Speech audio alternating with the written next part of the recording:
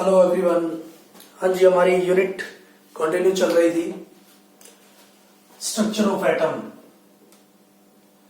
Structure of atom देखिए, इसमें जो आज हमारा टॉपिक होगा एमिशन एंड एब्जॉर्प्शन स्पेक्ट्रा। बहुत इंपॉर्टेंट टॉपिक है एमिशन एंड एब्जॉर्प्शन स्पेक्ट्रा हमारे पास टॉपिक रहेगा। हाँ जी, सबसे पहले तो हमारे पास स्पेक्ट्रा क्या होता है या स्पेक्ट्रोस्कोपी क्या होता है। हाँ जी, इलेक्ट्रोमैग्नेटिक थ्योरी हमने पढ़ी थी, उसमें हमने देखा कि जो रेडिएशंस होती है उनकी अलग अलग वेवलेंथ होती है, अलग अलग फ्रीक्वेंसी होती है। हाँ जी, और जो इंस्ट्रूमेंट हम यूज करते हैं उनकी वेवलेंथ को या उनकी फ्रीक्वेंसीज को, रेडिएशंस की फ्रीक्वेंसीज को या वेवलेंथ को सेपरेट करने के लिए उनको हम क्या बोलते हैं, स्पेक्ट्रोस्कोप बोलते हैं। ठीक है, उनको हम क्या बोलते थे, स्पेक्ट्रोस्कोप बोलते थे। तो हम आज पढ़ेंगे कि हम एक फोटोग्राफिक प्लेट यूज करते हैं। हम एक फोटोग्राफिक प्लेट यूज कर लेते हैं जो रेडिएशंस की वेवलेंथ को भी और रेडिएशंस की फ्रीक्वेंसीज को भी क्या कर सके, रिकॉर्ड कर सके। ठीक है, वेवलेंथ को भी और फ्रीक्वेंसीज को भी रिकॉर्ड कर सके। ठीक है, उस प्लेट पर रिकॉर्ड कर लेते हैं। तो हम उस जो रिकॉर्ड है, वो जो डाटा है उसको हम क्या बोलते हैं, स्पेक्ट्रा बोलते हैं। ठीक है, और जो साइंस की ब्रांच उस स्पेक्ट्रा को डील करती है, the branch of science which deals with the spectra of radiations is called spectroscopy. ठीक है, जो साइंस की ब्रांच उस जो स्पेक्ट्रा है, स्पेक्ट्रा को डील करती है, उसको हम क्या बोलते हैं, स्पेक्ट्रोस्कोपी। ठीक है, और यहां पर हम पढ़ेंगे स्पेक्ट्रोस्कोपी। क्लियर है, ये जो स्पेक्ट्रा हम बात की है हमने, ये दो तरह का होता है। ठीक है, एक तो एमिशन स्पेक्ट्रा और एक एब्जॉर्प्शन स्पेक्ट्रा। क्लियर है, एमिशन स्पेक्ट्रा और एब्जॉर्प्शन स्पेक्ट्रा। सबसे पहले हम बात करेंगे एमिशन स्पेक्ट्रा की। एमिशन स्पेक्ट्रा की, एमिशन स्पेक्ट्रा की। हाँ जी, इसमें क्या होता है, हमारे पास कोई भी रेडिएशन है, हमारे पास कोई भी रेडिएशन है, चाहे उसका सोर्स कोई भी हो, चाहे उसका सोर्स सन हो, मीन सनलाइट हो, एक बल्ब है, ठीक है, या कोई भी इवैक्यूटेड ट्यूब है, जैसे हम डिस्चार्ज ट्यूब यूज कर रहे थे। ठीक है, उसको सबसे पहले तो हम पास करवाते हैं एक प्रिज्म में से। ठीक है, उसको हम पास करवाते हैं एक प्रिज्म में से डायरेक्ट, और फोटोग्राफिक प्लेट पर सारा का सारा स्पेक्ट्रम हम क्या कर लेते हैं, रिकॉर्ड कर लेते हैं। ठीक है, तो सबसे पहले एमिशन स्पेक्ट्रम में क्या होगा, जो हमारे पास सोर्स होगा उनसे जो रेडिएशन एमिट होगी उसको हम प्रिज्म में से पास करवा के फोटोग्राफिक प्लेट पर रिकॉर्ड उसका स्पेक्ट्रा उसका ऑब्टेन कर लेते हैं। ठीक है, ये दो तरह का होता है हमारे पास, कॉन्टिन्यूअस स्पेक्ट्रम, एमिशन स्पेक्ट्रम दो तरह का होगा हमारे पास। एक तो होगा कॉन्टिन्यूअस स्पेक्ट्रम या स्पेक्ट्रा, और एक होगा हमारे पास लाइन स्पेक्ट्रम या लाइन स्पेक्ट्रा। क्लियर है। हाँ जी, सबसे पहले तो हम कॉन्टिन्यूअस स्पेक्ट्रम की बात करते हैं। कॉन्टिन्यूअस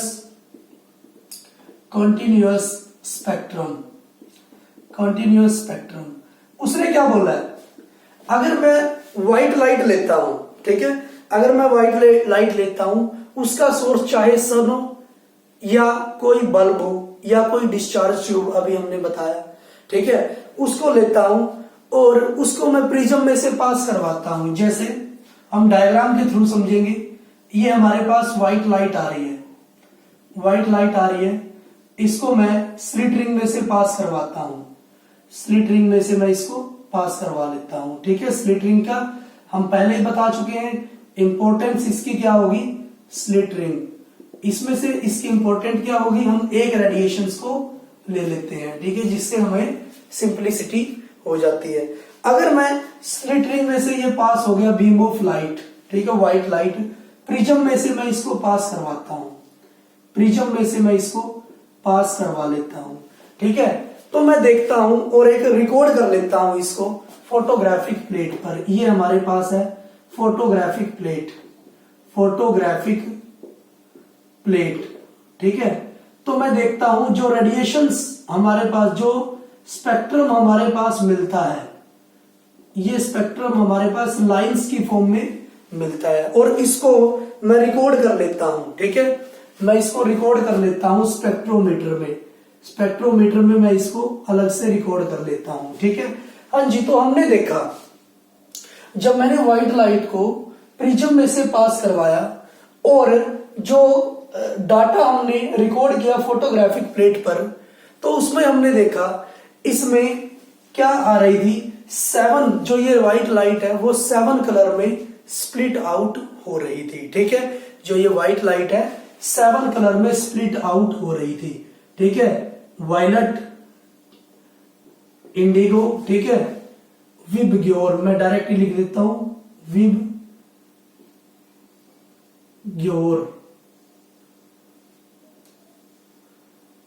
क्लियर है, ये 7 कलर में स्प्लिट आउट हो रही थी और मैंने देखा जो ये 7 कलर है, ठीक है, बिल्कुल कॉन्टिन्यूअस थे, बिल्कुल कॉन्टिन्यूअस थे, मतलब जो एक कलर है दूसरे पे बिल्कुल मर्ज था।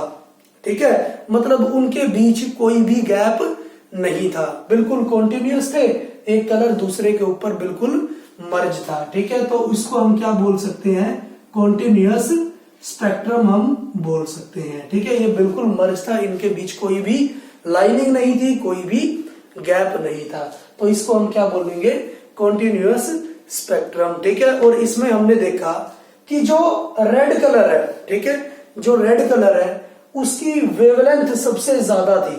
ठीक है, उसकी वेवलेंथ सबसे ज्यादा थी और जो उसका डेविएशन एंगल था वो क्या था, सबसे कम था। ठीक है, वेवलेंथ तो ज्यादा थी और डेविएशन एंगल उसका क्या था, कम था। ठीक है, और जो वायलेट कलर था उसकी जो वेवलेंथ है वो सबसे कम थी। ठीक है, और जो उसका डेविएशन एंगल था वो सबसे ज्यादा था। ठीक है, तो इसको हम क्या बोलते हैं, कॉन्टिन्यूअस स्पेक्ट्रम। ठीक है, कॉन्टिन्यूअस स्पेक्ट्रम।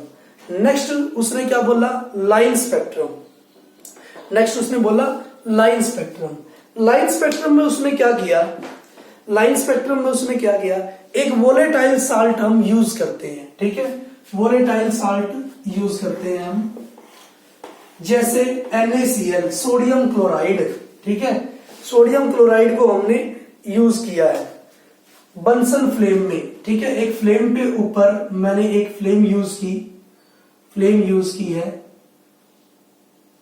उस पे मैंने क्या किया, सोडियम क्लोराइड सॉल्यूशन ले लिया है। ठीक है, हाँ जी, यहां पर मैंने लिया है sodium chloride solution, NaCl solution. ठीक है, हाँ जी, तो मैंने देखा यहां से NaCl सॉल्यूशन से, बंसन फ्लेम से जो रेडिएशन एमिट आउट हुई, जो रेडिएशन एमिट आउट हुई उसको मैंने क्या करवाया, फोटोग्राफिक प्लेट से, फोटोग्राफिक प्लेट पर क्या करा, प्रिज्म से होते हुए फोटोग्राफिक प्लेट पर ऑब्जर्व किया उसके डाटा को।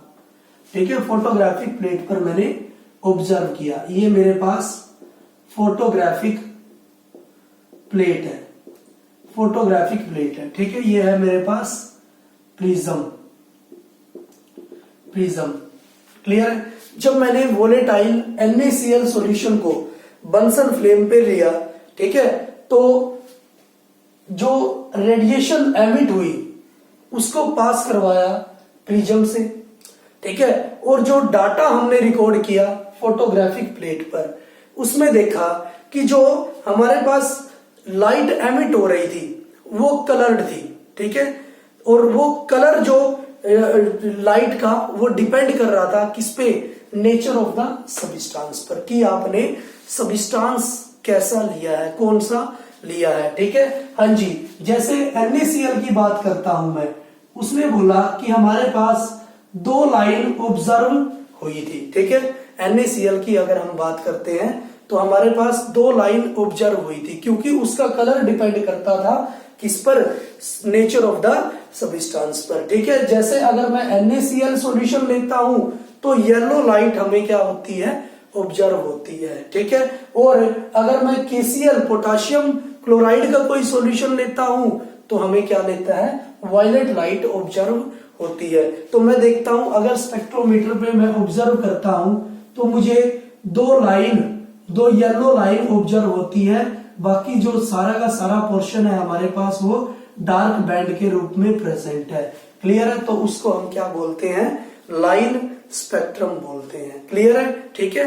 NaCl सॉल्यूशन लिया मैंने, बंसन फ्लेम पे लाइट एमिट करवाई, प्रिज्म से पास करवाई, तो फोटोग्राफिक प्लेट पर जो डाटा, जो रिकॉर्ड मैंने देखा, वो देखा कि दो लाइन हमें ऑब्जर्व हो रही है। ठीक है, दो कलर्ड लाइन हमें ऑब्जर्व हो रही है, और वो कलर डिपेंड करता है किस पे, नेचर ऑफ द सब्सटेंस पर। क्लियर है, हाँ जी। फिर मैंने देखा जो हर एक लाइन है स्पेक्ट्रम के ऊपर, ठीक है, उनकी अलग अलग वेवलेंथ होती थी। ठीक है, जो हर एक लाइन है उनकी अलग अलग वेवलेंथ होती थी, और उनकी अलग अलग अपनी अपनी कैरेक्टरिस्टिक्स भी होगी। ठीक है, अगर वेवलेंथ पार्टिकुलर है, वेवलेंथ अलग अलग है, तो उनकी कैरेक्टरिस्टिक्स भी अलग अलग होगी। ठीक है, जैसे अभी बताया सोडियम है तो उसकी क्या होगी, दो लाइन है, दो वेवलेंथ उनकी बनेगी, दो येलो लाइन की वेवलेंथ उनकी बनती है। ठीक है, क्लियर है। तो ये हमारे पास क्या था, लाइन स्पेक्ट्रम। ठीक है, हाँ जी। तो एमिशन स्पेक्ट्रम में एक बात हमें ध्यान से जरूर रखनी है कि जो लाइट है, ठीक है, जो रेडिएशन है, उसको हमें डायरेक्ट प्रिज्म में से पास करवाना होता है। ठीक है, अब हम बात करते हैं एब्जॉर्प्शन स्पेक्ट्रम की, एब्जॉर्प्शन स्पेक्ट्रम की, एब्जॉर्प्शन स्पेक्ट्रम की। ठीक है, हाँ जी। एब्जॉर्प्शन स्पेक्ट्रम में हम क्या करते हैं, जो लाइट आ रही है हमारे पास, जो हमारे पास रेडिएशंस आ रही है, उनको मैं स्लिट रिंग में से पास करवाता हूं सबसे पहले तो, और स्लिट रिंग में से पास होने के बाद जो बीम है लाइट का, वो पास करता है एक सॉल्यूशन में से। क्लियर है, एक सॉल्यूशन में से उसको हम पास करवाते हैं। ठीक है, उसके बाद हम उसको प्रिज्म में से पास करवाते हैं, उसके बाद हम उसको पास करवाते हैं प्रिज्म में से, और जो डाटा रिकॉर्ड करते हैं हम, फिर उसके बाद फोटोग्राफिक प्लेट पर उसको हम क्या करेंगे, रिकॉर्ड करेंगे। ठीक है, और फिर हम स्पेक्ट्रम देखते हैं उसका कि किस तरह का स्पेक्ट्रम हमें ऑब्जर्व होता है। ठीक है, तो उसने बोला जब कोई व्हाइट लाइट है, ठीक है, कोई भी उसका सोर्स हो सकता है, ठीक है, उसको हम पास करवाते हैं एक सॉल्यूशन में से। ठीक है, सॉल्यूशन में से पास करवाते हैं, फिर उसके बाद हम किस में से पास करवाते हैं, प्रिज्म में से। ठीक है, जैसे एग्जांपल मैंने ले लिया, ये NaCl सॉल्यूशन ही है हमारे पास, ये NaCl सॉल्यूशन ही है। ठीक है, हाँ जी। तो मैंने देखा जब हमने पास करवाया कोई भी लाइट को, रेडिएशन को NaCl सॉल्यूशन में से पहले, ठीक है, तो हमें जो स्पेक्ट्रम मिला वो डार्क लाइंस मिली।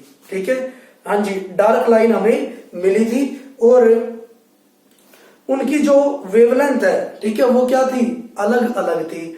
तो उसने बोला कि जो रेडिएशंस है हमारे पास, ठीक है, जो रेडिएशंस है हमारे पास अलग अलग वेवलेंथ की, वो एब्जॉर्ब कहां से हुई, वो एब्जॉर्ब कहां से हुई, इस सॉल्यूशन से उन्होंने अलग अलग वेवलेंथ की, रेडिएशंस ने अलग अलग वेवलेंथ की जो रेडिएशन है, ठीक है, वो क्या की, एब्जॉर्ब की थी। और वो डिपेंड करता है एलिमेंट पर कि किस नेचर का हमारे पास सॉल्यूशन प्रेजेंट होता है। तो उसने बोला कि हमारे पास डार्क लाइन प्रेजेंट हुई। ठीक है, हाँ जी, डार्क लाइन प्रेजेंट हुई, और वो डार्क लाइन किसकी फॉर्म में थे, विबग्योर की फॉर्म में थी वो डार्क लाइन। हाँ जी, और वो कॉन्टिन्यूअस भी नहीं थी, वो कॉन्टिन्यूअस भी नहीं थी। ठीक है, मतलब इसमें कॉन्टिन्यूअस स्पेक्ट्रम नहीं था। ठीक है, उसमें क्या था, डार्क लाइन का। कॉन्टिन्यूअस में तो क्या होता है, मर्ज होती है सारी की सारी। ठीक है, मर्ज होती है, एक सारे के सारे जो कलर होते हैं वो मर्ज होते हैं, लेकिन इसमें क्या है, मर्ज नहीं है, इसमें डार्क लाइन प्रेजेंट होते हैं, हर कलर के बाद है, ठीक है। फिर उसने बोला कि जो मैंने NaCl सॉल्यूशन लिया था, ठीक है, वो एमिशन स्पेक्ट्रम की तरह भी बिहेव करता है, क्योंकि वेवलेंथ को एब्जॉर्ब कर रखा है इन रेडिएशन ने इस सॉल्यूशन में से, ठीक है। तो और मुझे ये भी पता है, लाइन स्पेक्ट्रम में मैंने पढ़ा है, जब भी मैं NaCl सॉल्यूशन लेता हूं तो हमारे पास दो येलो लाइट, ठीक है, जिनकी वेवलेंथ अलग अलग होती है, ऑब्जर्व होती है, ठीक है, दो अलग अलग लाइट हमारे पास ऑब्जर्व होती है। तो इसमें भी एमिशन स्पेक्ट्रम की तरह दो येलो लाइट हमारे पास क्या हुई, ऑब्जर्व हुई थी, क्लियर, ऑब्जर्व हुई थी। तो ये था हमारे पास क्या, absorption spectrum. Means overall region क्या है, ओवरऑल डिफरेंस हमारे पास क्या है, एमिशन में तो हमें डायरेक्ट रेडिएशंस को प्रिज्म में से पास आउट करवाना होता है, और एब्जॉर्प्शन में से सॉल्यूशन में से पास करवा के हम प्रिज्म में से पास करवाते हैं। और सॉल्यूशन से जो ये रेडिएशन है वो डिफरेंट वेवलेंथ क्या कर सकती है, एब्जॉर्ब कर सकती है। और एमिशन में क्या होगा, जो ये कलर्स होंगे, ठीक है, जो ये कलर्स होते हैं हमारे पास स्पेक्ट्रम पे हमें मिलते हैं, उनके बीच क्या होगा, डार्क लाइंस प्रेजेंट होगी, वो एक दूसरे पे मर्ज नहीं होंगे, वो कॉन्टिन्यूअस नहीं होंगे। और फिर जो वेवलेंथ इन्होंने एब्जॉर्ब की गई है, ठीक है, जैसे NaCl सॉल्यूशन है वो नेचर पे डिपेंड करता है, वो क्या करता है, जैसे NaCl सॉल्यूशन है, दो येलो लाइट हमारे पास, दो येलो लाइन हमारे पास क्या होती है, ऑब्जर्व होती है, ठीक है। तो दो येलो लाइन हमारे पास यहाँ पर ऑब्जर्व हुई थी, क्लियर है। तो ये हमारे पास एब्जॉर्प्शन स्पेक्ट्रम है। नेक्स्ट फिर वो बोलता है emission spectrum of hydrogen atom, emission spectrum of hydrogen atom, hydrogen atom का एमिशन स्पेक्ट्रम। उसने बोला जब मैं एक डिस्चार्ज ट्यूब लेता हूं, ठीक है, emission spectrum, emission spectrum of hydrogen atom. हाँ जी, हम एक डिस्चार्ज ट्यूब लेते हैं, डिस्चार्ज ट्यूब ले ली हमने, हाँ जी, लो प्रेशर पे, जैसे हमने कैटायन और जो इलेक्ट्रॉन प्रोटॉन की डिस्कवरी की थी, ठीक है, दो इलेक्ट्रोड इसमें प्रेजेंट होंगे हमारे पास, दो इलेक्ट्रोड इसमें हमारे पास प्रेजेंट होते थे, ठीक है। हाइड्रोजन मैंने गैस ले ली, इसमें H2 गैस लो प्रेशर पर इसमें हमारे पास भरी हुई है। तो उसने देखा जब मैंने रेडिएशंस इसमें से निकल रही है, एमिट आउट हो रही है, स्लिटरिंग में से मैं इसको पास करवाता हूं, रेडिएशंस को स्लिटरिंग में से मैं इसको पास करवाता हूं, क्लियर है, हाँ जी।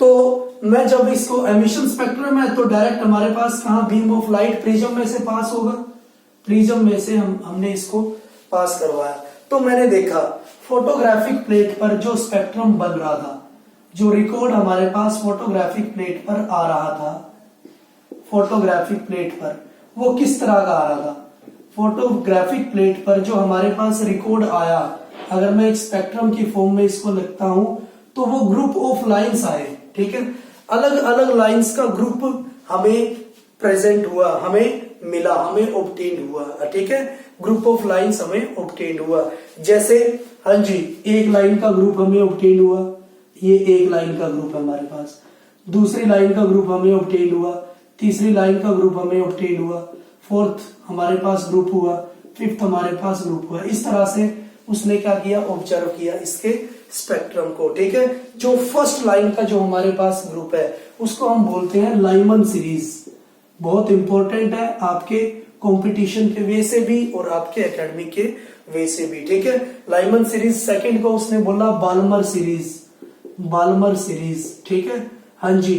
थर्ड को उसने बोला Paschen series, Brackett series, Pfund series, Paschen series, Paschen series जो थर्ड ग्रुप था, ठीक है, हाँ जी। फोर्थ को उसने बोला Brackett series, Brackett, Brackett series, और फिफ्थ को उसने बोला पीफर्ड सीरीज, पीफर्ड सीरीज, ठीक है। मैं इसको लिख सकता हूं N1 N equal to N1 equal to 1, N2 equal to N1 equal to 2 या N1 इक्वल टू 3, ठीक है, जो थर्ड सीरीज है मेरे पास, N1 equal to 4, N1 equal to 5, clear है। तो इसने क्या बोला कि जब मेरे पास मैंने हाइड्रोजन गैस ली, ठीक है, डिस्चार्ज ट्यूब के अंदर, तो लाइट एमिट हुई, मैंने उसको प्रिज्म में से पास करवाया, तो मैंने स्पेक्ट्रम देखा उसका किस तरह से मुझे मिला, वो ग्रुप ऑफ लाइंस की फॉर्म में मुझे मिला, ठीक है। और फर्स्ट जो ग्रुप है उसको मैं लाइमन सीरीज बोलता हूं, इनके साइंटिस्ट के नेम पर इन्होंने इसको रखा था, नाम दिया था, Lyman series, Balmer series, Paschen series, Brackett series और पीफंड सीरीज। क्लियर है, ठीक है। हाँ जी, फिर आया मेरे पास Rydberg formula. Rydberg formula, Rydberg formula, R से मैं इसको रिप्रेजेंट करता हूं। रेडबर्ग फॉर्मूला, फॉर्मूला आर से मैं इसको रिप्रेजेंट करता हूं, ठीक है। उसने क्या किया, जो ये मुझे लाइन दे रखी है, ठीक है, जो ये मुझे लाइन दे रखी है, उनकी वेवलेंथ निकाल दी मैथमेटिकली वे से, और बहुत ही सिंपल वे से उनकी वेवलेंथ उन्होंने निकाल दी थी, ठीक है। हाँ जी, अपना रेडबर्ग कांस्टेंट उन्होंने यूज करके, रेडबर्ग कांस्टेंट की वैल्यू हमारे पास है 109,677 पर सेंटीमीटर। क्लियर, 109, ये आपको वैल्यू भी याद रखनी है, 109,677 पर सेंटीमीटर। उन्होंने एक इक्वेशन दी थी, ठीक है, जिससे कि इन जो लाइंस है, ठीक है, इनका सारा का सारा क्या निकल गया था, वेवलेंथ, हम पर्टिकुलर अलग अलग वेवलेंथ हम इनसे निकाल सकते थे, ठीक है। इसलिए इसको हम रेडबर्ग फॉर्मूला बोलते हैं। और वो इक्वेशन क्या थी, इक्वेशन थी nu bar equal to R into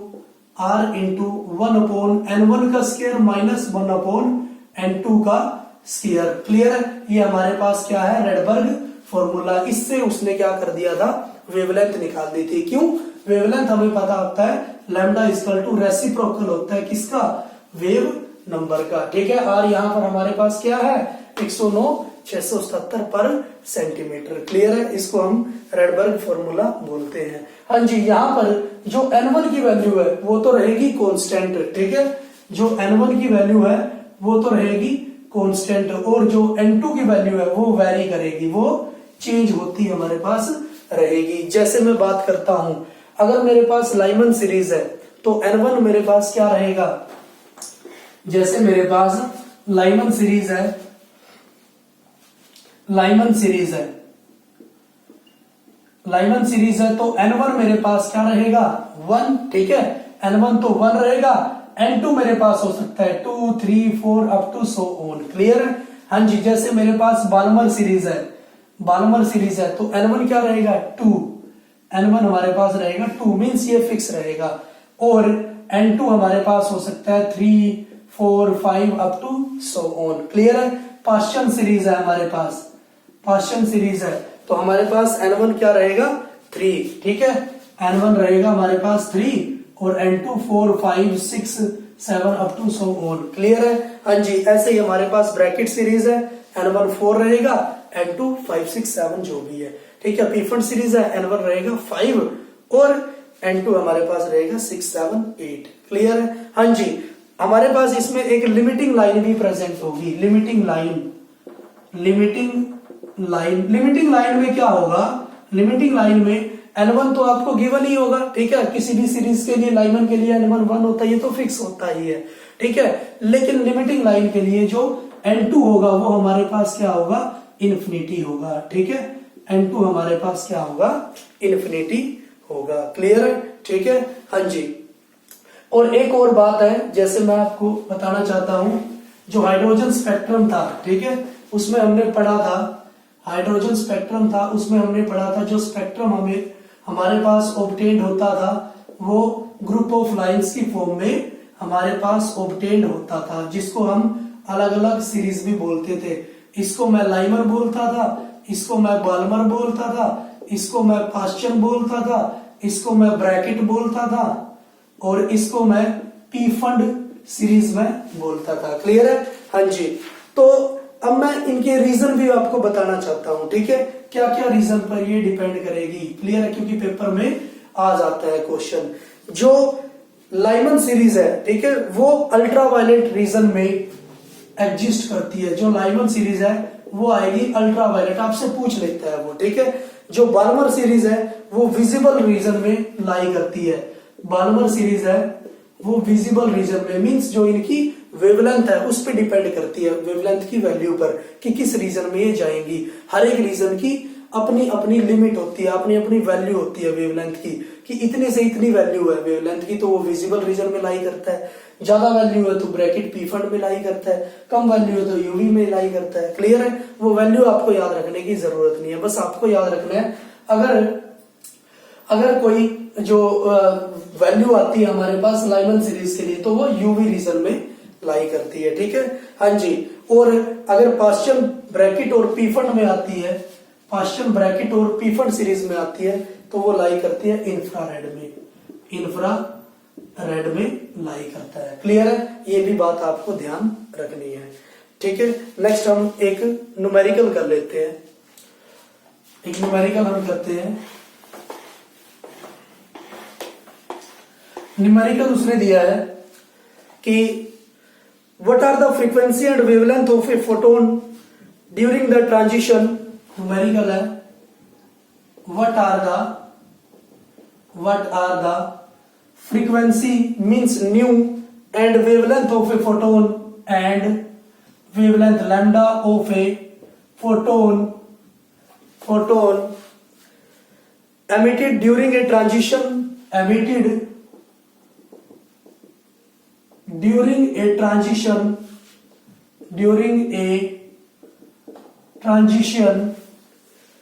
n is equal to 5 state to n is equal to 2 state, n is equal to 5 state to n is equal to 2 state।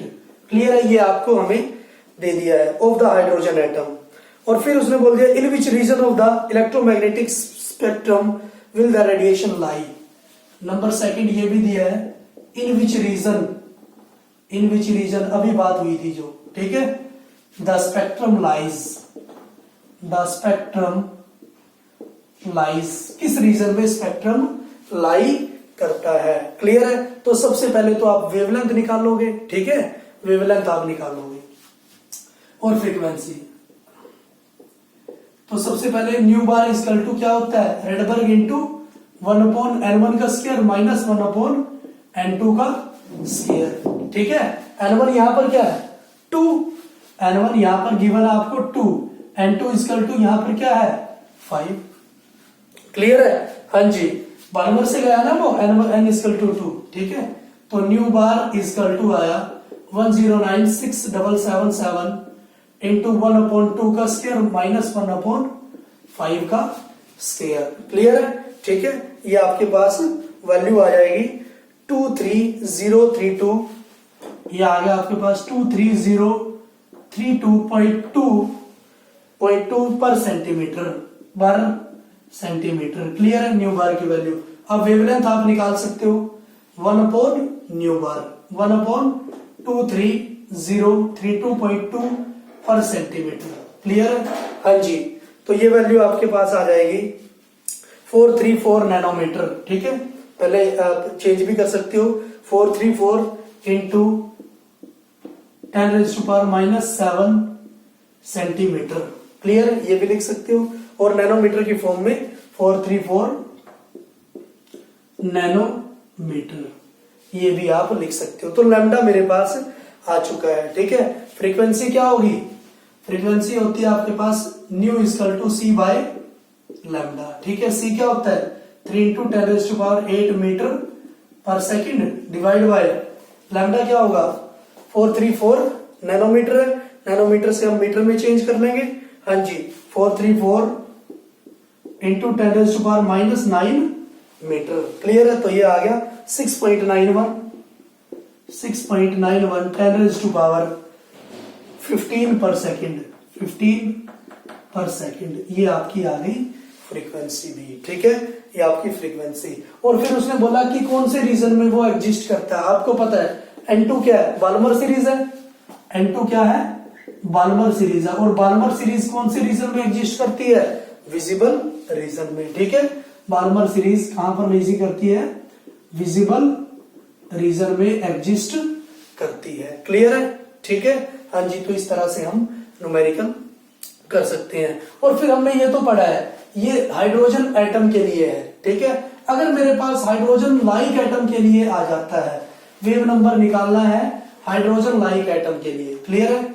Hydrogen like atom के लिए, hydrogen like atom जैसे, हाँ जी, lithium +2 है, helium +1 है। कैसे? Lithium के पास 3 electron होते हैं, 3 एटॉमिक नंबर है। हाइड्रोजन के पास कितने इलेक्ट्रॉन होते हैं? 1 इलेक्ट्रॉन होते हैं। क्लियर है? लिथियम के पास कितने? 3 होते हैं, बट उसने 2 लूज कर दिए, तो कितना बचा? 1। तो ये क्या है? Hydrogen like. हीलियम के पास 2 होते हैं, 1 उसने लूज कर दिया, तो कितना बचा? 1। तो ये भी बना क्या? Hydrogen like. उसके लिए जो वैल्यू होगी, जो इक्वेशन होगी, nu bar equal to R 1/n1 का स्क्वायर माइनस 1/n2 का स्क्वायर इंटू जेड स्क्वायर। क्लियर है? Into Z square. और जेड क्या है? जेड है हमारे पास atomic number of element. Clear है? जैसे यहां पर लिथियम आ जाता है, लिथियम +2 आ जाता है, तो जेड लिथियम के लिए क्या होगा? लिथियम का एटॉमिक नंबर क्या होगा? 3। तो जेड की जगह हम क्या पुट करेंगे? 3। क्लियर है? तो हाइड्रोजन के लिए भी निकालना है और हाइड्रोजन लाइक जो एलिमेंट्स हैं उनके लिए भी हम निकाल सकते हैं। वेवलेंथ भी, फ्रीक्वेंसी भी, वेव नंबर भी। क्लियर है? Using Rydberg equation. ठीक है? क्लियर है? तो इस तरह से हम इसके न्यूमेरिकल्स कर सकते हैं। तो आज के लिए हम इतना ही करेंगे। Thank you for cooperation.